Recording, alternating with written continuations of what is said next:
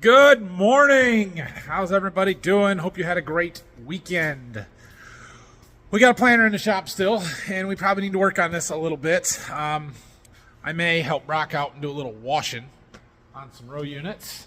We're going to probably try and pull all the row units off because tomorrow looks like a decent day weather-wise where maybe we could power wash this thing, or maybe take it outside, maybe just pull it ahead. But to pull it ahead, I got to open the door to get the tractor out and whatever.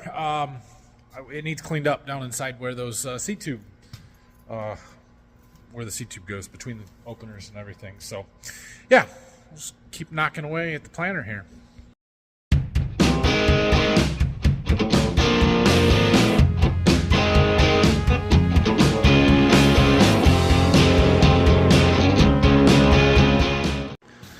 Just looking at a few things, and I see 4 oil spots on the floor under the planter here. Now, I don't know if those oil spots were there before we brought the planter in here or not, but I would think not. So I'm going to look around a little bit, and look, we've got some oil. Something's dripping. So you start tracing, and well, we've got a couple of fittings there. It could be coming from there, but sure looks like it's this hose. It could be, it looks like it's this fitting right here. So we might need to try and snug some stuff up. It could be leaking at the crimp, but that's a really short hose. It would be an easy one to replace. I don't know. We're going to see if that fitting is loose, try and snug that up. So that's one. And then we see another one right here. Well, that's coming out of this hose. That's a drain. That's an overflow coming out of a valve block. Nothing to worry about there. Over here we've got one. It's another hose going into that cylinder. Clearly is leaking. I think we can try and tighten some fittings up there. Otherwise it could be leaking right here. That's a relatively short hose as well. Could get replaced. But then over here, this one I saw, it's coming from inside this wrap right here. This is covered in oil. It's all under there, so we got to take this off and figure out if we got a hose that's got a hole in it or what's going on there. This one looks the worst. Okay, we got it apart. Now we just got to find a hose that looks like it has a hole in it. Don't see anything. This one looks the worst. I don't see anything. I have to look real close here. I don't know. Well, none of these hoses have an obvious hole in it, but there's oil coming from somewhere quite a bit. I mean, that thing is soaked. We're going to have to start it up, pressurize some lines, or run some hydraulics and see if we can see it spraying out of any of them or something. So probably requires 2 people. When Phil or Brock are around, we'll try and start stuff up. But I tried wiping them off, tried feeling. This one hose seems to have already been replaced. I think that one goes out for the marker. Yeah, that's this one. It's already been replaced once. So it's probably not that one, but it's possible. There's going to be a couple for wing lift cylinders. There's going to be vac fan motor hoses. I don't know. We'll figure it out. All right, we are going to wash some meters. We've got this fancy surgery table. That's what it is. It's a surgery table out of a vet's office. Anyway, it works really good for washing meters. So I'm going to come back here and grab the stuff off of one of these rows that we need. Brock's been working just down the line here. He got 8 of them done, so we'll grab the next one. Basically, we have to disconnect the vacuum hose. We have to disconnect the seed hose. We have to disconnect the wires for the electric clutch. And open this up so that our Pro Drive shaft can come off, and then unlatch it, and that should pull off of there. We'll take this over to our table. I've got a bucket filling up in the office with some hot soapy water, so we'll get that in a minute, but we can disassemble this. We're going to pull basically everything off. We've got door latch, the door. We'll probably pull door seal, the hub seal. We're going to pull the window. We're going to pull the lid. It's dirty in there. Pull out this vent. I'm going to pull out this rubber elbow. Yuck. And we're going to pull this rubber piece off the bottom.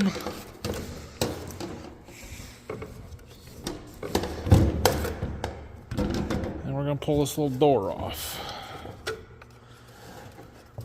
It's a lot harder with one hand than it is with two. Okay. That's fairly disassembled. Okay, now this part we can set down and on the floor and spray off with a hose, and maybe this too. The rest of it, we'll use our bucket of water. Bucket of water.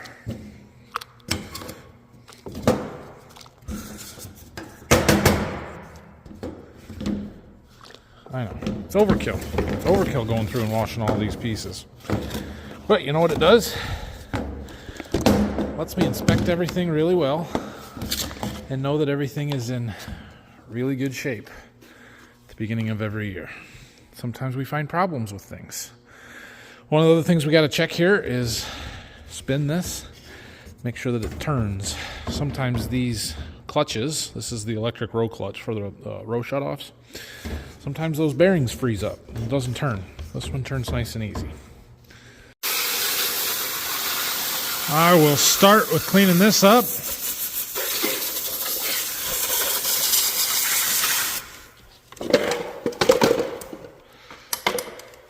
Yeah, yucker.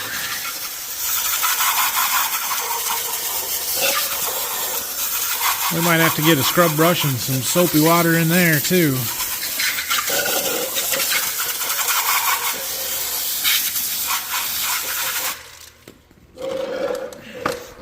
Trying to get the seed treatment build up and just anything that's in the way. I could pull those brushes out. We've done that before.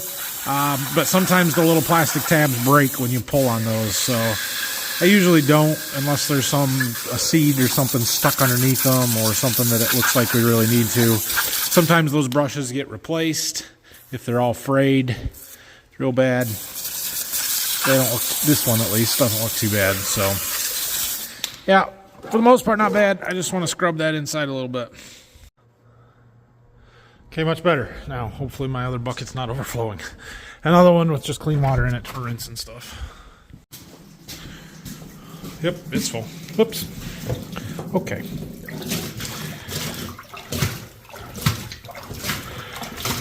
Good enough. Try not to drip all over the floor. All right, so now we've got all our stuff there. Basically, I'm just going through, grabbing a piece, using two hands, and then, we're brushing it off, rinsing it in the clean water, and we're going to set everything out there to dry. Oh, I didn't do the inside of that lid. We got to do that. So I've got all the components on this one washed. I just kind of set them here on the table, let them dry off for a couple of minutes. As I'm cleaning these and looking at stuff, I'm inspecting, right? And we're inspecting these little rubber elbows. These fit down inside there. The seed comes in through these. It's got these holes to exhaust the air out. But we're looking for cracks. We're looking for anything that would make these ineffective at what they're doing. We're looking for cracks or broken stuff on these screens. This is the seal that goes around this hub and fits against the seed plate. Up here, sorry. Sometimes these get stretched and they don't seat on here very good, and then they won't stay on. So if that's the case, we replace them. We're looking for that. Obviously the lid, if there's any cracks in that, it's not going to work very good. We're inspecting this little scraper thing to see if there's excessive wear or anything like that on that. That doesn't look too bad a shape. This piece is just kind of the seal above the seed tube. Not a whole lot that can go wrong with it. Probably doesn't even really need to be cleaned. It's going to get dirty real fast. Well, it's here. Just wash it because you can, right? We're looking for the brushes being frayed, broken, missing bristles, that kind of stuff inside the meters. We're looking at these seals. This is the seal that goes inside the door for the vacuum. You're looking for cracks in it for excessive wear. I believe these have all been replaced at least once by now, but especially in this area right here, you can get a lot of wear. We've got some, but not to the point where it won't seal, I don't think. It's not cracked, it's just a little bit worn, so it's still got some flex. I think this is okay. But if this seal is bad, then you don't get good vacuum and you won't get your population that you need. So we're cleaning that. Sometimes you get talc or seed treatment buildup on this seal, so we're trying to clean that off. One of the things that makes it really important to make sure that the same components go back into the same row every time is the wear patterns on it, right? If you look just right, you can see some lines and some grooves worn in this seal right here. Well, those lines and grooves all match up with the plate that goes in this row. If I change them, then they won't match up. You'll get a poorer seal. Just as long as we put everything back together the way it came from, then we should be okay. So, and if you replace the plates, you got to replace the seals, because then you got a whole new, it's going to be a new wear pattern. So anyway, that's what we're doing. Now we start putting stuff back together. I am going to go pull the seed tube out on that row because we did not get that, and we'll wash that as well. So the seed tube sits in here right below where that meter is. I got to pull that loose, and then there's two tabs. I don't know if I can do this with one hand. Ugh. Yeah, you got to pull these tabs together and pull it forward and get it to come out of there. Let me get it loose, and then I'll show you. Okay, so we got it pulled forward. The tabs are loose. Now we should be able to wiggle it out of there. And we just unplug the sensor. So there's a sensor on every one of these that counts the seeds as they fall down in there. But basically all the seed falls down through that tube, comes out the bottom, and down into the seed trench. And you can see all the other dirt and stuff in there that we got to get cleaned out as well. But this needs to be cleaned. There's an electronic eye, a sensor in there. It can get covered up with seed treatment and all kinds of stuff. So we need to clean these out and make sure that they are not so dirty that it can't see in there. So I try not to submerge these totally in the water because it is an electronic, but I've never had one fail because I've gotten it wet. We do have, yeah, as I put it in there, we do have a special brush. This is called a seed tube brush, basically a pipe cleaner, but stick it down in there and it cleans the inside of this. Okay, so that's much cleaner now. Again, we're inspecting, we're looking for broken tabs like we found on one. Sometimes this black sticker here gets peeled off. And I don't know if it has to be dark inside there for that sensor to work right, but that sticker's there for a reason. So if it gets pulled off, we'll probably just replace it. The seed tube itself is relatively inexpensive. The sensor is expensive, but you can put that on a new one. So, yeah. All right, so that's all the components from one row. Now we'll put that one back together, set it off to the back there, and pull the next one. I wanted to take a second here and talk about something we don't talk about a lot on this channel because I don't do it, but very, very important aspect to farming. It's grain marketing, right? And occasionally I'll talk about the markets, but if you're following along very much at all, you may know that grain markets are pretty poor right now. Prices are low, corn, beans, wheat across the board. The cash price of what we can sell the stuff that we have in our grain bins for that's not already sold is very low. Now there are several tools that we can use throughout the year to help market that grain and try and not have to just take whatever the price is whenever we decide we want to sell one, a load or whatever. One of those things is it's called the forward contract, and there's a couple different versions. We can do a what's called an HTA, a hedge to arrive, where basically we set the futures price but not the basis price. The basis is the difference between what our local elevator pays and the Chicago Board of Trade price. And that can fluctuate. So there's the HTAs. We can do a cash sale, cash contract, where the basis and the futures price is set, or we could do just a basis contract. We don't do those a lot, but utilize HTAs quite a bit. And well, let me just show you a few prices. All right, so this is the current cash bids as posted on the website via one of the elevators that we sell to. Now, we don't sell a ton to this one, but this is usually the better place to sell stuff to. So we'll take a look here. So corn, and this is Maumee, right? I believe this is. Oh, that says futures. Hold on, we gotta get to the right page. Okay, this page looks exactly the same, but it's different. All right, Maumee is one of the places where we deliver stuff. That's about an hour drive from here. Like, it's not super close, but not horrible. Corn delivery in February of 24. So if we delivered it today, took it out of the bin and delivered it, they would pay us $3.84.5 per bushel. That's really bad. Now their basis is 32 cents. So that means they're 32 cents under the futures price of 416.5. That's the Chicago Board of Trade price. Was down 1.25. I assume that's still from Friday and not from today. But and then you can see what March. So they go to 32 cent basis in March, get a couple more pennies. As we keep moving out, it gets a little bit better, a little bit better, a little bit better. And then you, excuse me, you get down here to this ON24. That stands for October, November 24. That's new crop. That's if we were to sell stuff for next fall. We could sell it for $4.18 cash, or we could do an HTA at $4.58 3/4 and kind of wait on this basis and hope that that number gets better in the fall. Okay, so that's corn. Soybeans, if we were to take them out of the bin today, we can get $11.42 1/4, which that's not a great price, but dang, that's still a pretty good price for beans. I remember beans starting with an 8 before, so $11.42 doesn't sound as bad as $3.84 corn does to me. I don't know. Beans were up a little bit. Their futures are $11.72.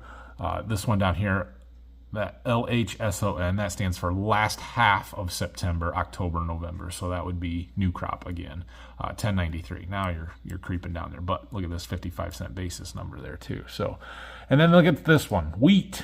If we took wheat out of the bin today, this is what we're going to focus on here in a minute. $5.25.5.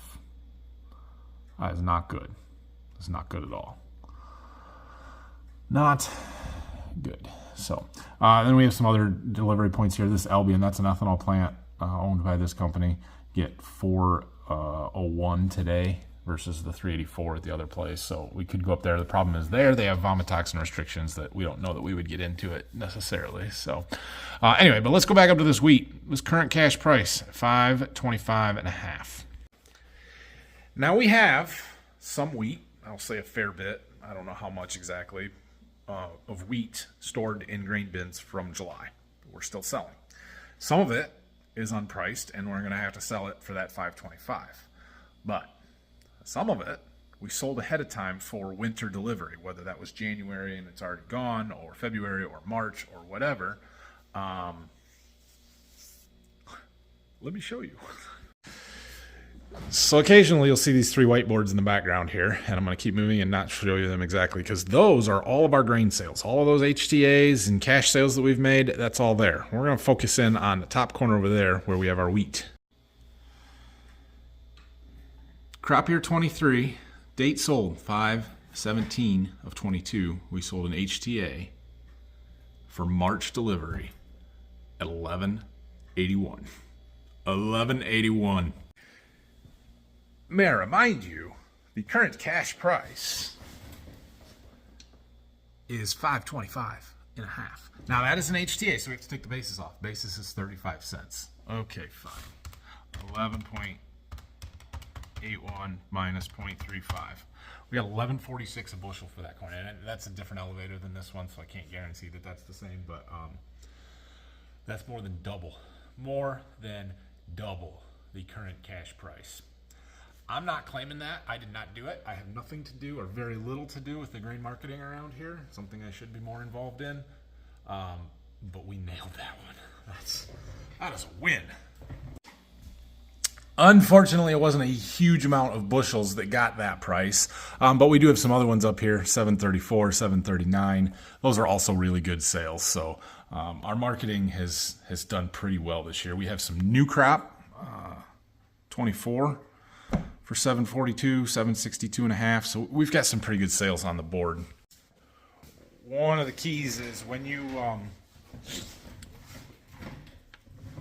sell ahead like that, you have to be consistent and you have to be I don't know what the right. I mean, you have to be flexible enough to do what you think is the best at the time or what is the most profitable. Guarantee that you're going to make some money, but at the same time, when we sell ahead like that, when you do it when the market's in an uptrend, sometimes you miss the top because you sold too early. But if you don't keep on that strategy and selling ahead when that market peaks and it starts coming back down the other way, you miss out on the peak the other way too, because you're afraid to sell because you missed it going up, and then you don't want to miss it keep going up, and then all of a sudden it tanks on you and you don't have any high sales then either. So we're on the back end of this where grain prices were a lot higher a year and a half ago, and we sold some stuff ahead.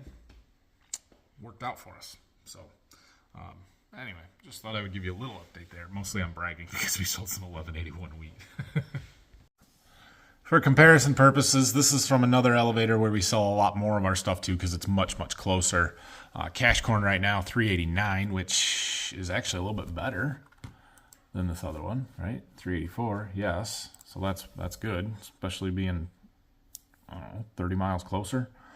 Soybeans, 1147, that's also better.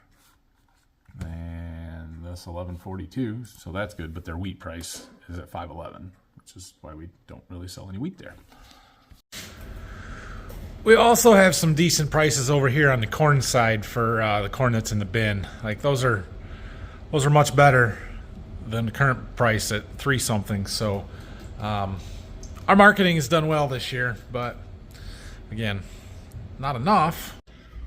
We certainly have unpriced stuff, but it's better to have at least what we have on the board there on the board than to not. So we're feeling pretty decent about all that, I guess. Anyway, let's get back to work. Speaking of hauling grain, that's what Phil's working on these days. There goes a truckload right there. I believe he's hauling some of that really high dollar wheat that's on the board.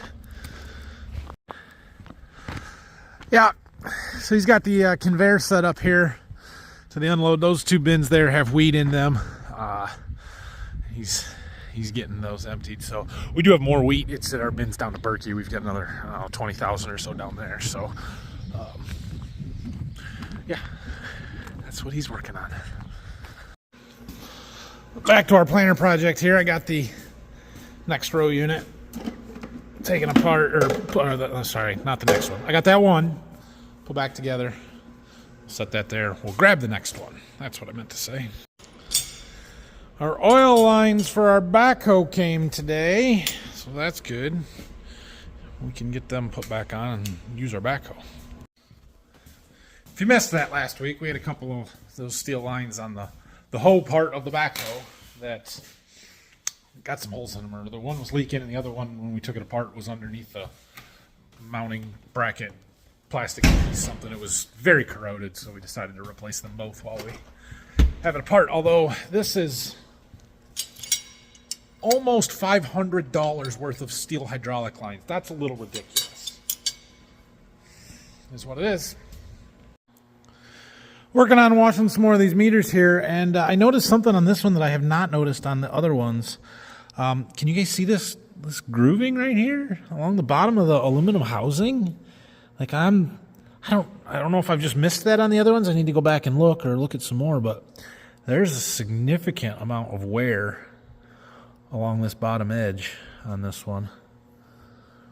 Kind of 3 distinct grooves, which is interesting to me, but essentially that vacuum plate sits in here and it spins. It spins this way though. And when it gets past this brush here, there's seed, and the seed gets stuck to the plate, and then it's going to carry that seed right along there until it gets over to here, where then the vacuum seal gets cut off and it drops and goes down the seed tube. So or something's a little misaligned in that one, or what is causing that. If that's a problem, then we need to replace this meter, or what? I'm going to look at the other ones and see if they're all like that and I've just missed it, or what the deal is.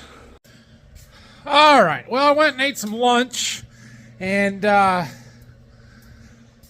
got a seed truck coming in about an hour here, so I decided I'm going to work in the seed warehouse this afternoon. Keep knocking some stuff out here and be here when the truck gets here. These boxes are encroaching on my forklift charger. I might have to try and figure something else out with that, but we got to switch them, charge the other one here, and get them where we can get them out of here.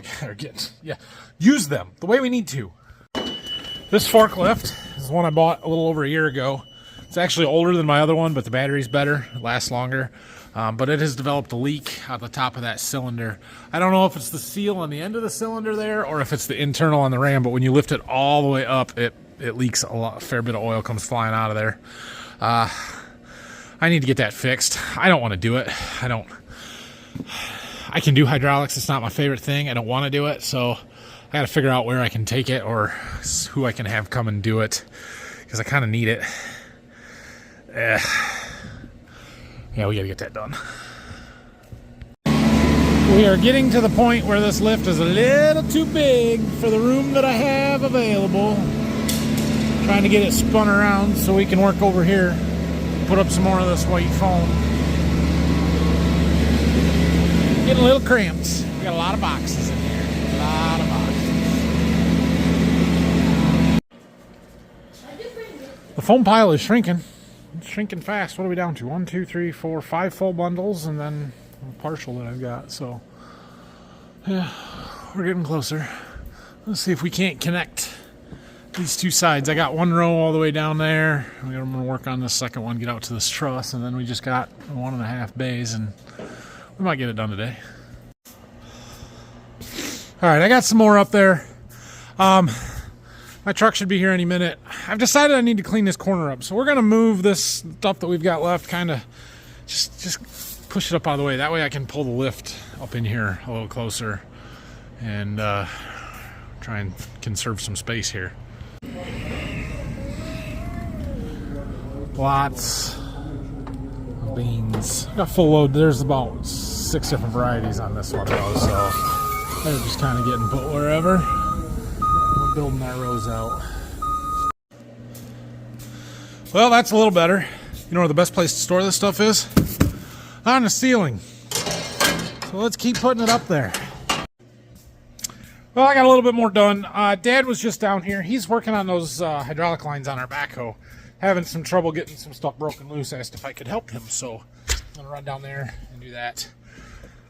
It is also 4 o'clock, so we'll come back and try and get a little more done today. I'm not going to get as far as I had wanted to, but that's okay. It's okay. We're making progress. Every little bit helps. I don't know if it's the fact that it's nicer out today and warmer, or if the insulation is making that big of a difference, but it feels like it's warming up faster in there. When I turned the heater on after lunch, when we got in there, it was only 37 or 38 degrees, and we're almost up to 50 or better now, so it's holding the heat in, I think. Okay, I have got the first 3 rows or pieces of foam in, so what'd that be, 24 feet off of the wall there, almost all the way across. There's maybe 4 of them clear on the far side there that need to be done yet, but basically we're 1 full sheet and a half a sheet away from meeting in the middle here, and that's good. I also think I am far enough away that we can spin the lift so we're on the other side of it and back it into here and be able to lift up and get into there, so that at least the main part of the lift is more tucked in out of the way over here. So that is good.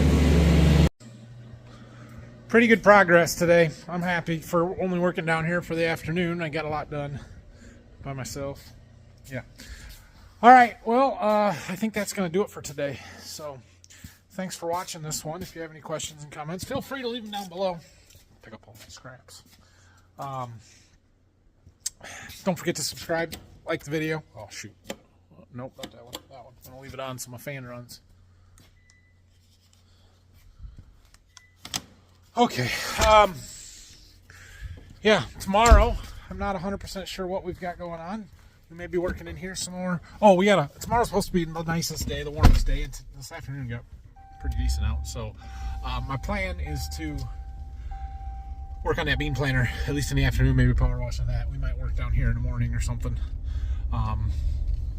But yeah, that's tomorrow's goal, is to get those seed tube area in between the opener discs cleaned out on the planer. So thanks for watching. We'll see you guys tomorrow.